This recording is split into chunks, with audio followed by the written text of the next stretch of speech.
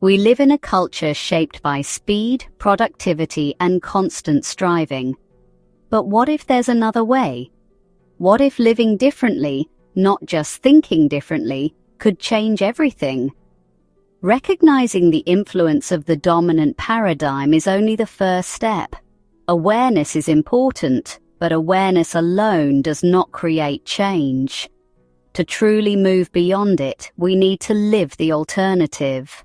That means reshaping our daily choices, relationships, and rhythms with greater intention.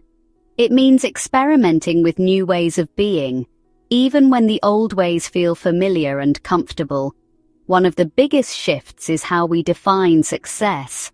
For too long, worth has been tied to endless hustle and external achievement. Instead, we can ask, what kind of work feels meaningful and regenerative rather than draining? Success doesn't have to mean money, prestige, or status. It can mean deeper relationships, creative fulfillment, and a sense of balance in everyday life. It can mean having the courage to pause, to rest, and to trust that not all growth is visible. Life moves in cycles. Seasons of rest are just as valuable as seasons of productivity. Living the alternative also means reconnecting with one another. Hyper-individualism tells us we should go it alone, but real resilience comes from interdependence. We can choose to build stronger local connections through food co-ops, time banks, or community gardens. We can create circles of mutual support where help flows in both directions without guilt or shame. And instead of consuming more and more, we can become creators, repairing, sharing, and offering our skills in ways that strengthen community life. Another shift is how we relate to the natural world. Instead of seeing nature as a resource to extract, we can remember it as a sacred partner in our lives. Slow living, aligning with seasons, pausing with cycles of rest and renewal, reminds us that we belong to the earth, not apart from it. Even small acts, like composting, conserving energy, or supporting ethical businesses, help us live more regeneratively. Each action is a quiet affirmation that we are choosing relationship over exploitation. These changes aren't always easy. They ask us to unlearn deeply ingrained beliefs. When you feel guilty for resting or ashamed for not being productive, that's conditioning speaking.